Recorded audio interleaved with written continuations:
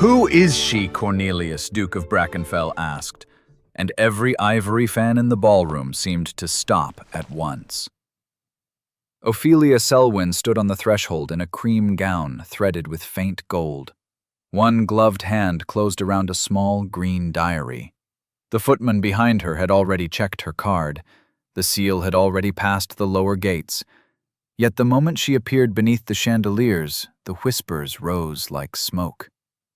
A dowager in lavender pointed one rigid finger. Two young ladies hid their smiles behind a painted fan. A gentleman near the wall murmured that forged invitations were becoming prettier this season. Ophelia kept her chin level. She had spent a year learning that society did not need proof to condemn a woman. It only needed a story repeated by the right mouths.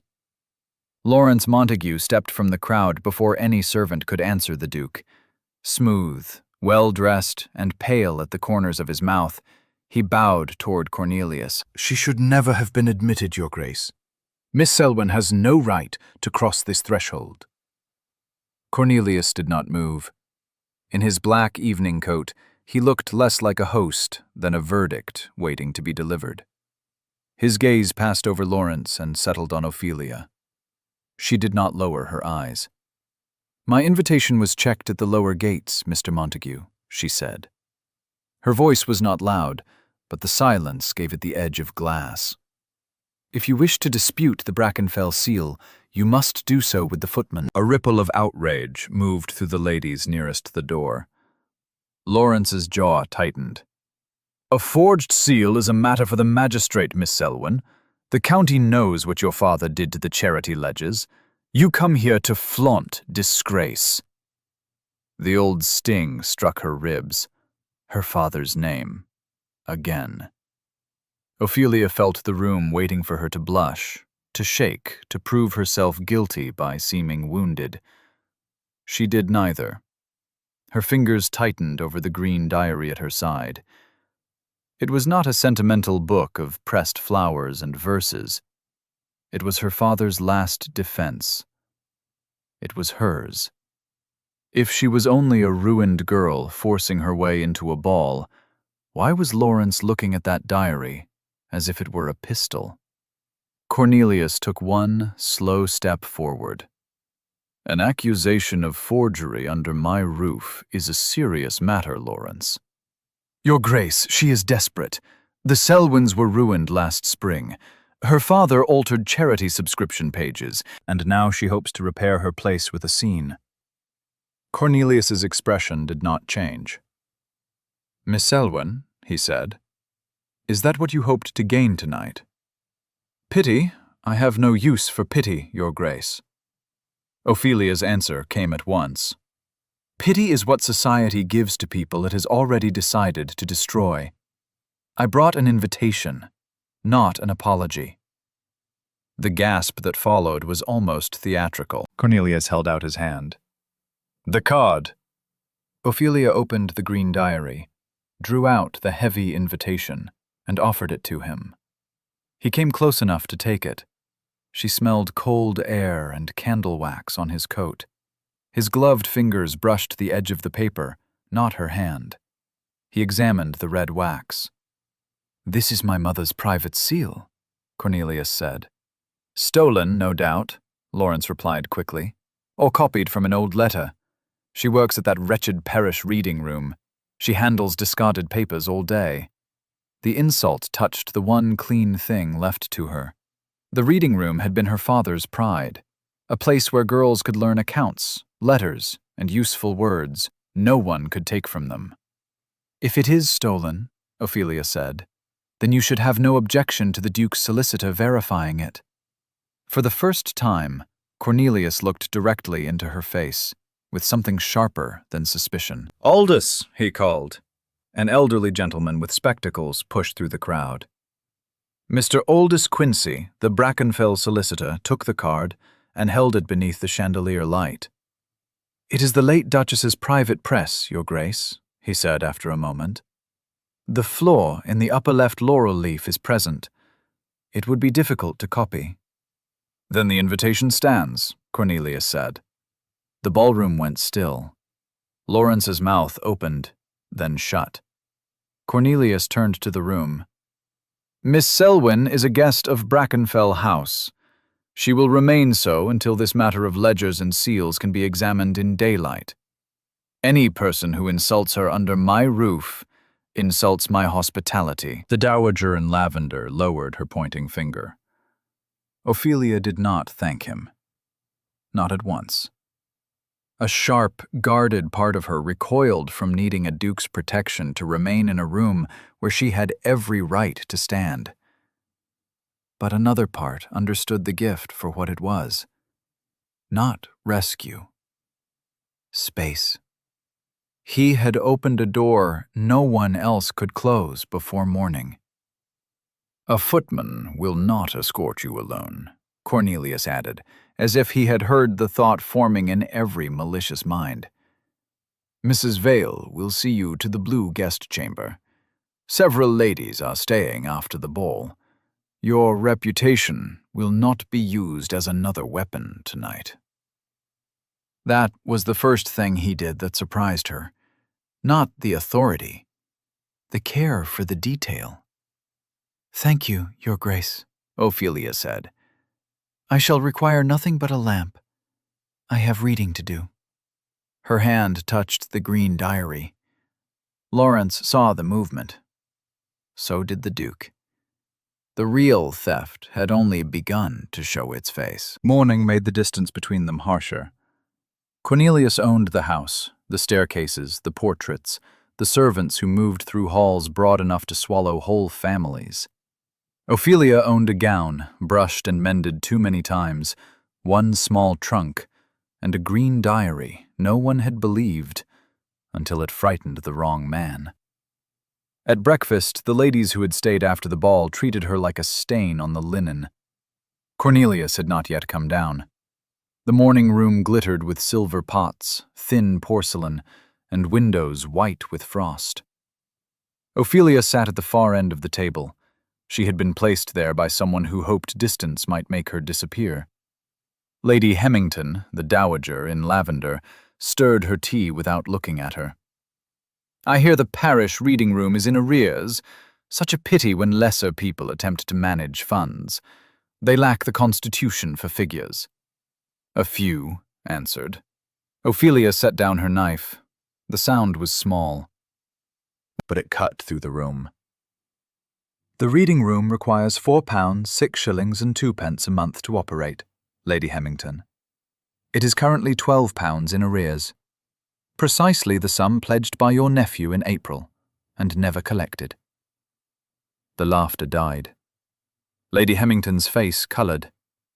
You dare speak of my nephew's charity when your own father died under a cloud? My father died of fever, madam.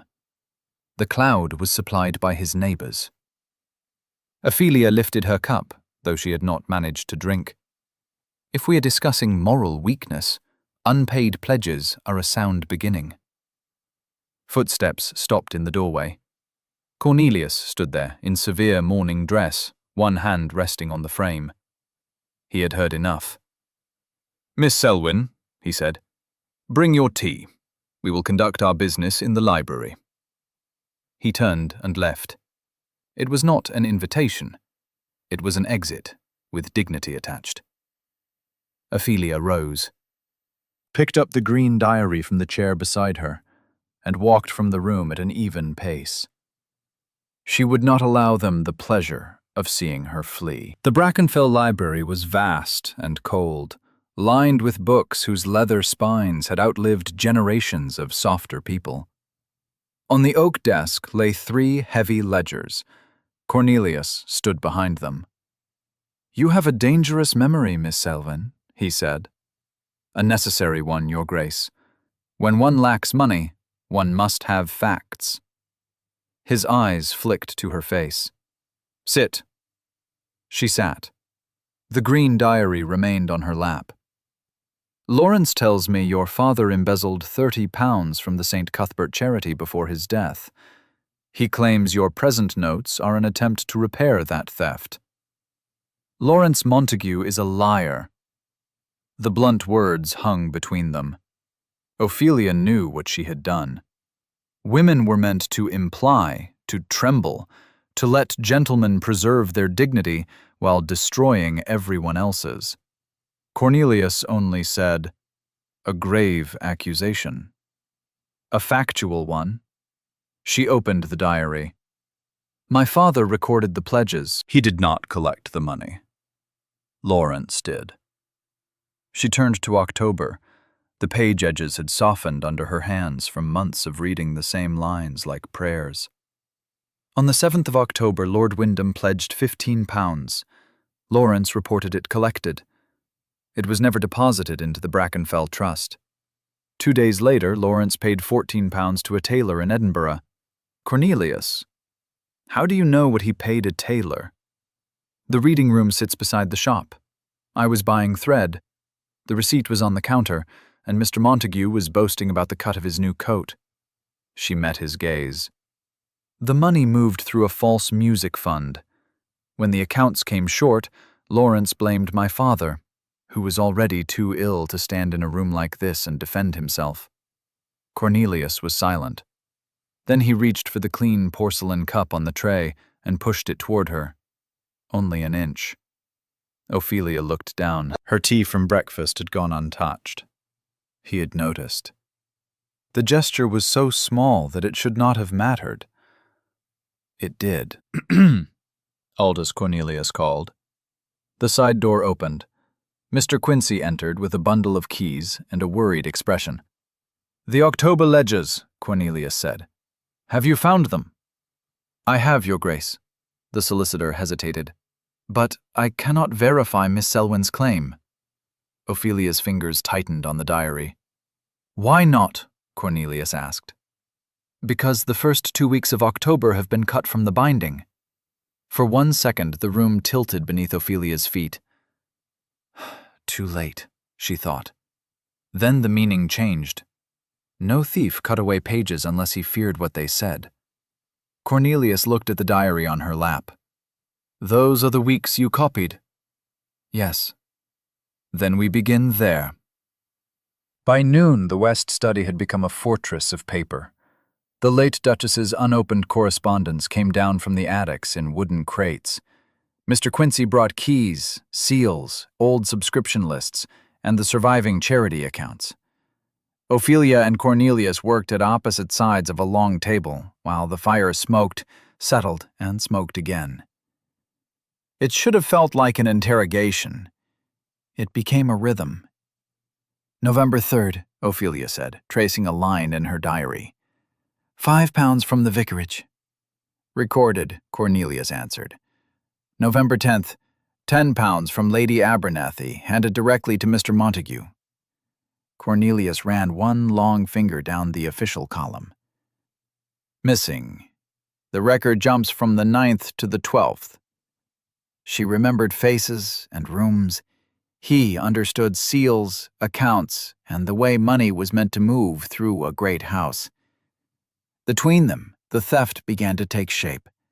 Once, as she turned a page, the lace at her glove caught on the diary stitching. A tiny tear opened near her thumb, showing the dark ink stain beneath. Ophelia began to tuck her hand away. Cornelius saw it. Not the tear alone, the stain, the roughened side of her finger. The proof that she had written for hours when no one paid her, believed her, or even wanted her to continue. His gaze rested there a moment too long. Then he turned back to the ledger, as if he had observed only a correction in arithmetic. But his voice, when he spoke, was lower. "Your father taught you accounts." "He taught me to catch liars," Ophelia said. A faint line moved at the corner of his mouth. Not a smile. Cornelius did not seem a man who permitted himself such waste. But something in his sternness shifted, as if the room had drawn 1 degree warmer. A footman entered with coal, and caught his boot on the brass fender. "Beg pardon, Your Grace. Beg pardon, Miss, the accused young lady." Ophelia did not look up. My name is Miss Selwyn Thomas. The footman flushed. Before he could stammer, Cornelius spoke without raising his voice. Her name is Miss Selwyn. If you forget it again, Thomas, you will seek a post in a house with lower standards. Thomas bowed himself nearly in half and fled. Ophelia stared at the page until the ink blurred. He had not praised her. He had not pitied her.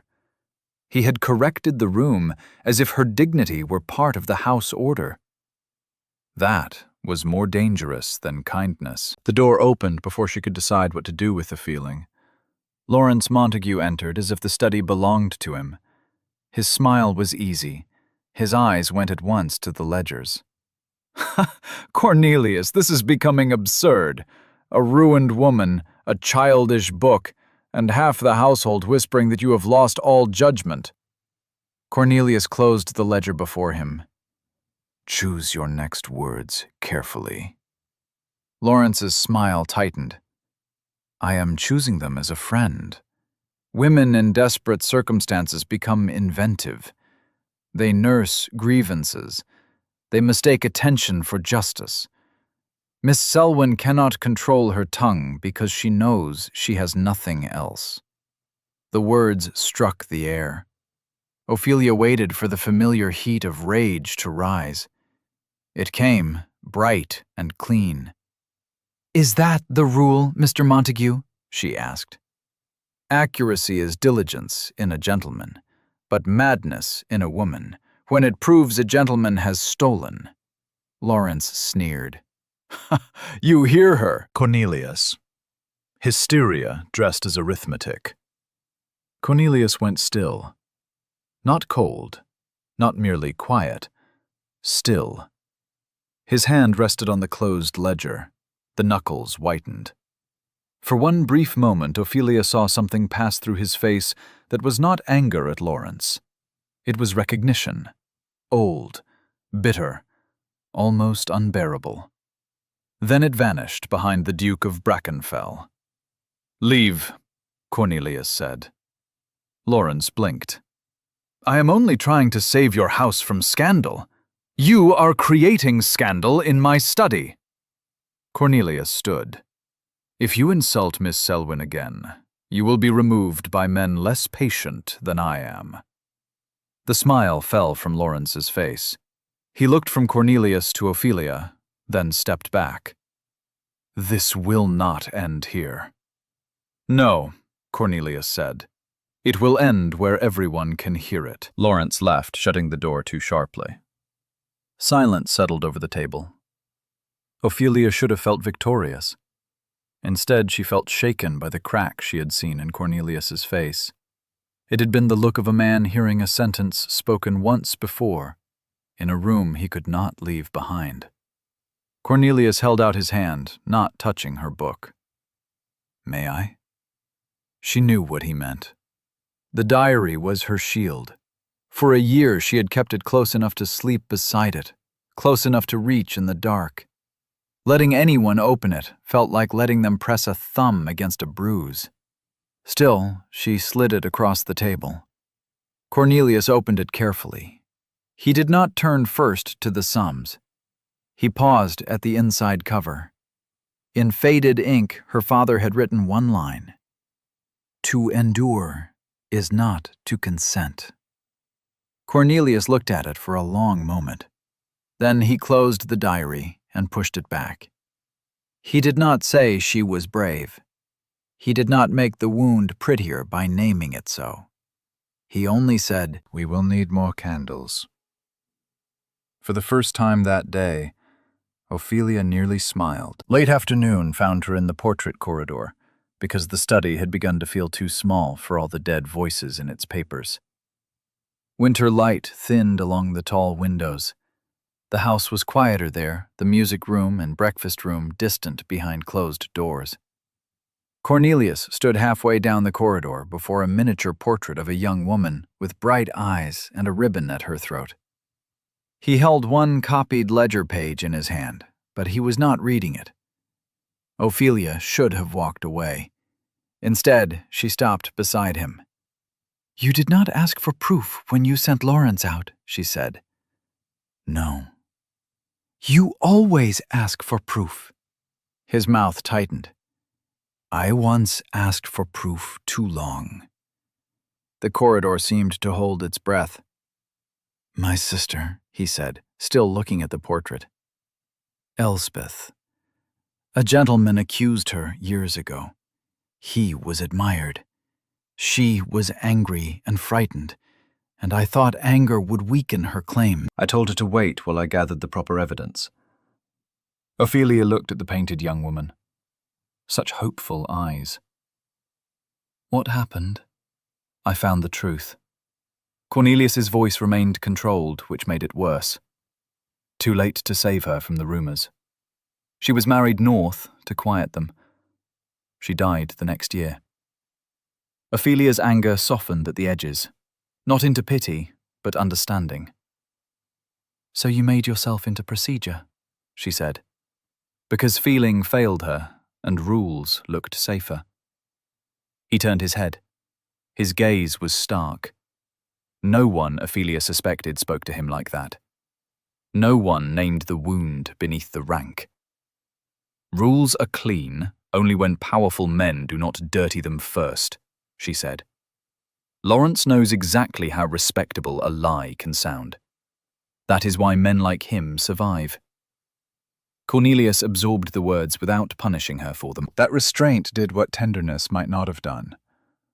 Her thorns lowered because he did not demand that they vanish. She looked down at the green diary in her hands. I am tired of being angry, she admitted.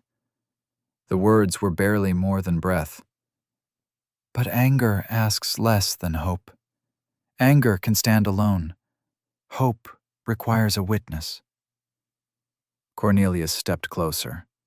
He did not touch her. Instead, he reached back and drew the corridor doors nearly shut, shielding her from the main hall.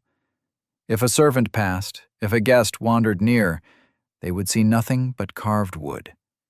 He gave her the privacy to have one unguarded breath. You have one, he said, if you want him. Her throat tightened. He had not said he would save her. He had not said she should trust him. He had given the choice back to her. Hurried footsteps sounded beyond the doors. Mr. Quincy pushed through, spectacles crooked and face flushed. Your Grace, Miss Selwyn, forgive me. The street. Cuthbert Charity Assembly is tomorrow evening in the ballroom. The donor accounts are to be read publicly. And Mr. Montague has just announced that he possesses proof Miss Selwyn is a blackmailer. The small, private warmth vanished. Lawrence had stopped defending himself. Now he meant to destroy her first. By morning, the rumor had left Brackenfell House and galloped into the county. Miss Selwyn had forged her notes. Miss Selwyn had stolen pages. Miss Selwyn had kept a secret book to blackmail a gentleman. Her strength became the weapon turned against her. No modest woman would carry such records, people whispered. No innocent woman remembered dates so sharply. No daughter of a disgraced clerk could face a room unless she had something to gain. In the Duke's study, Cornelius stood before the fire, one hand braced on the mantel. I will postpone the assembly, he said. We will call the magistrate privately. I can clear the house by afternoon. The offer came from protection. To Ophelia, it felt like a lid closing. No, Cornelius turned.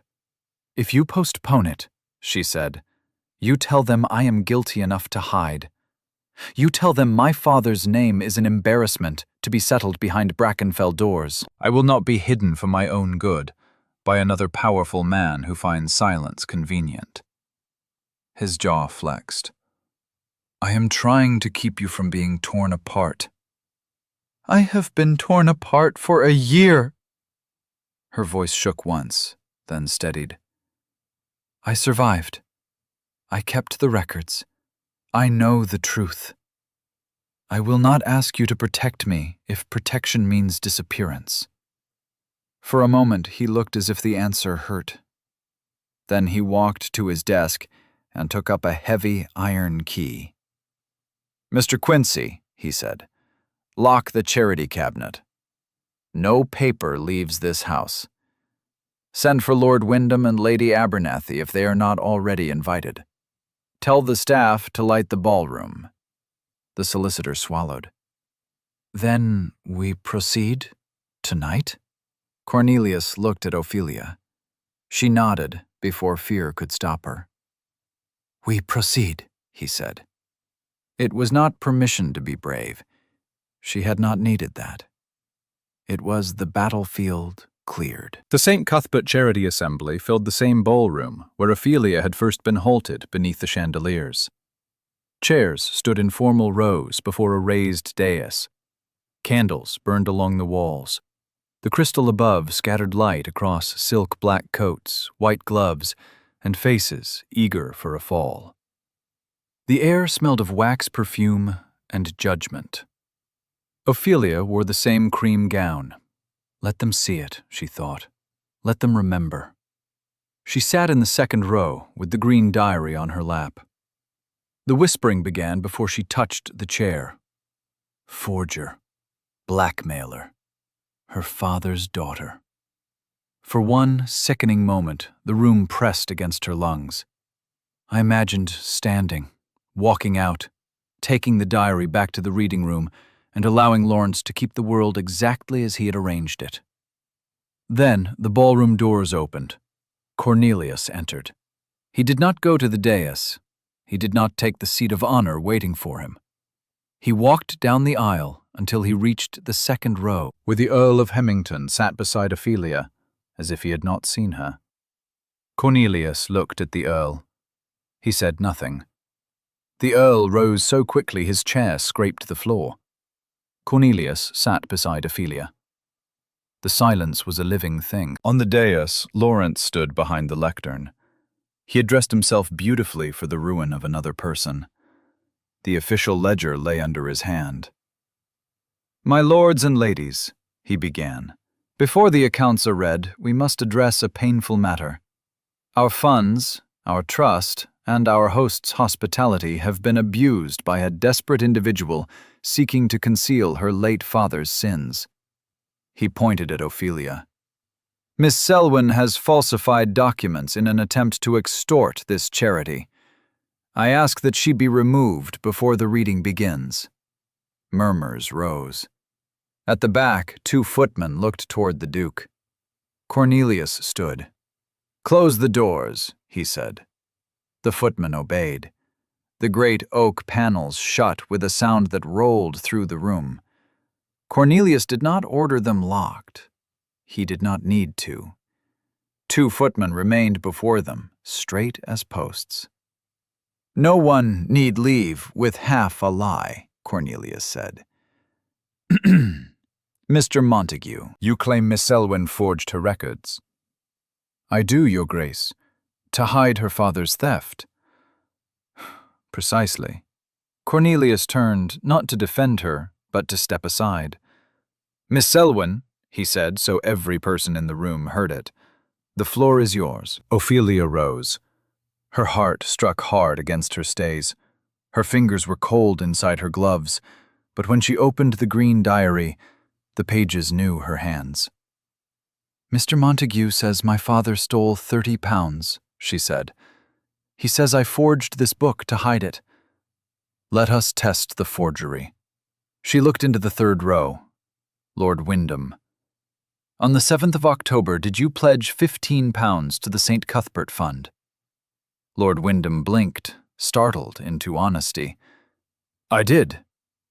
"To whom did you hand it?" His gaze moved to the dais. "Mr. Montague." A shiver went through the room. Ophelia turned.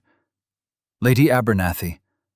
On the 10th of November, did you pledge £10? Lady Abernathy's lips parted. "Yes, I gave it after service, also to Mr. Montague." Ophelia looked to the solicitor.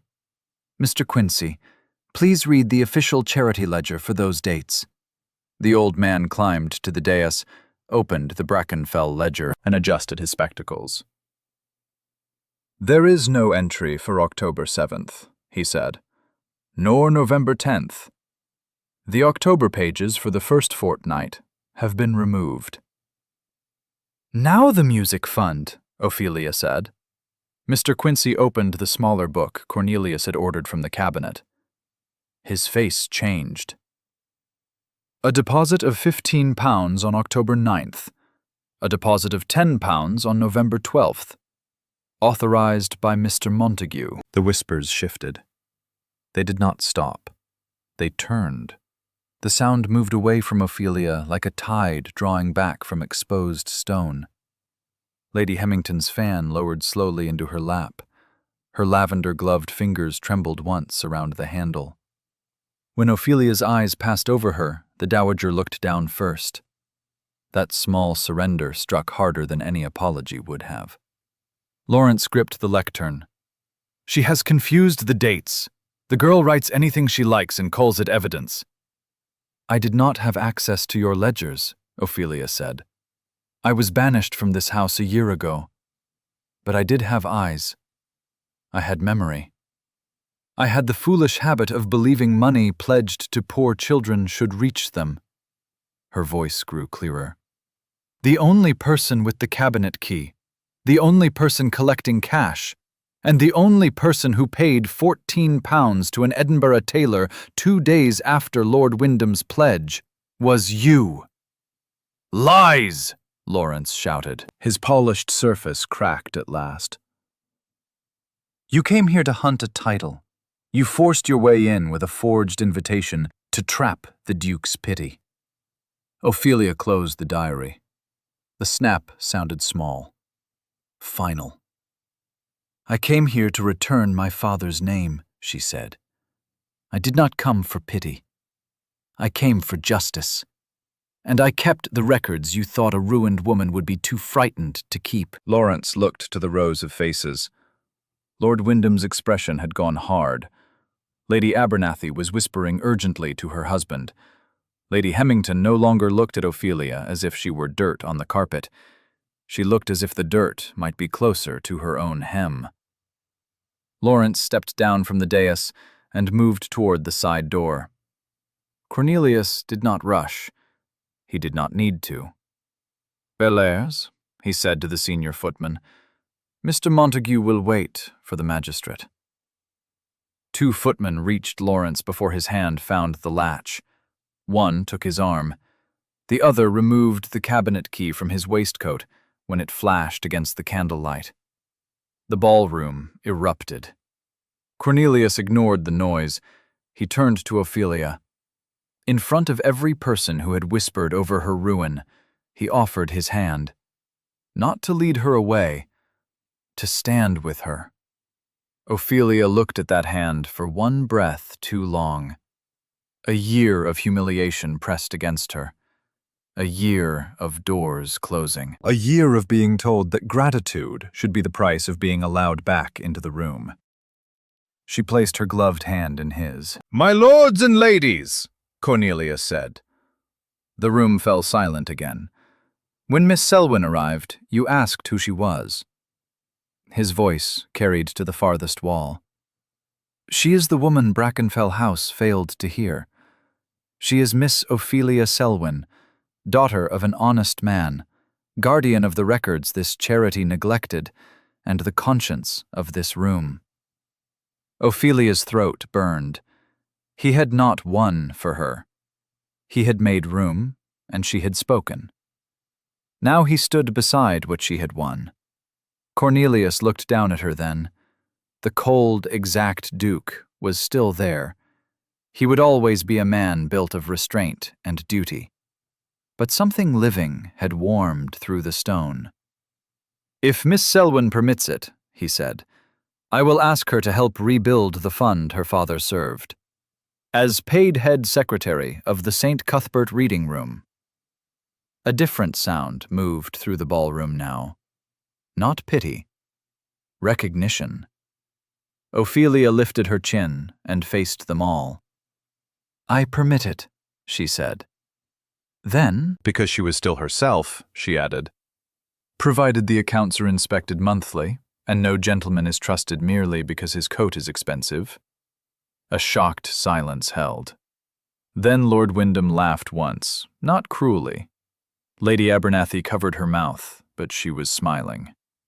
Cornelius's hand tightened around hers, only slightly. Enough. Weeks later, frost still clung to the windows of the parish reading room outside Edinburgh, but inside the hearth burned bright. The room smelled of fresh ink, coal smoke, and new paper. Girls bent over copybooks at the long table. A younger child sounded out a sentence beneath Mrs. Vale's patient eye. The restored funds had arrived with interest from Lawrence Montague's seized assets, and the ladies who had once hidden behind fans now sent donations wrapped in careful notes. Ophelia did not mistake guilt for loyalty, but she accepted the paper, the coins, the books, and the girls who would benefit from them. She sat at the desk near the window with the green diary open before her. It was no longer a shield. It had become a register. In careful handwriting, she wrote a new name. Eliza Kerr, age 9. Letters uncertain. Sums excellent. A carriage stopped outside. The girls looked up, whispering, before the door opened. Cornelius stepped in with snow on the shoulders of his dark coat. He was too large for the modest room, and seemed aware of it, pausing so the child nearest the hearth would not have to scramble out of his path. That was another thing Ophelia noticed now. He had learned to enter rooms without making them smaller. He came to her desk and laid a folded letter beside the diary. "I found it at the bottom of my mother's correspondence crate," he said. Ophelia recognized the private seal before she touched it. The late Duchess's handwriting trembled across the page, weak but clear. She had suspected Lawrence. She had believed Mr. Selwyn innocent. She had sent the invitation to Ophelia hoping her son would finish what illness had prevented her from doing. For a long moment, Ophelia could not speak. Cornelius stood quietly. He did not take the letter back. He did not turn his mother's delayed justice into Brackenfell's virtue. "I could have used it at the assembly," he said. "It would have made my house look wiser than it was." "Why did you not?" "Because you did not need my mother's permission to be right." His voice softened. "But I thought you should know. You were not entirely unseen." Ophelia touched the green diary, then the Duchess's letter. Anger had kept her standing, but this strange, aching relief was something anger could never have given her. "Thank you," she said. Cornelius glanced at the page where she had written her new title. Miss Ophelia Selwyn, Head Secretary. A faint warmth moved through his eyes. "There is a small winter gathering at Brackenfell tomorrow," he said. "No charity business, no accusations. Better music, I am assured." He paused. "Would you do me the honor of saving the first dance?" The question should have been simple. It was not. For an instant, Ophelia saw the ballroom as it had been the first night. The pointing finger, the hidden smiles, the shining floor that had felt less like welcome than a stage for execution. To step into that light again was not merely to dance. It was to trust that a room could look at her without taking something away. Hope still asked too much. Then Cornelius waited. He did not fill the silence. He did not persuade. He let her keep the whole weight of the answer. That, more than the invitation, decided her. It was not a command. It was not a rescue offered too late. It was a question placed gently in her hands. Ophelia thought of the ballroom, the chandeliers, the same faces forced to look at her differently. Once an entire room had needed a duke to ask who she was. Now she knew the answer. She closed the green diary. "Yes, Your Grace," she said. And her smile was not soft because she had been tamed. It was bright because she no longer needed armor to stand in the light. But if anyone asks who I am this time, I shall answer for myself." Cornelius bowed over her hand with grave, unmistakable pleasure.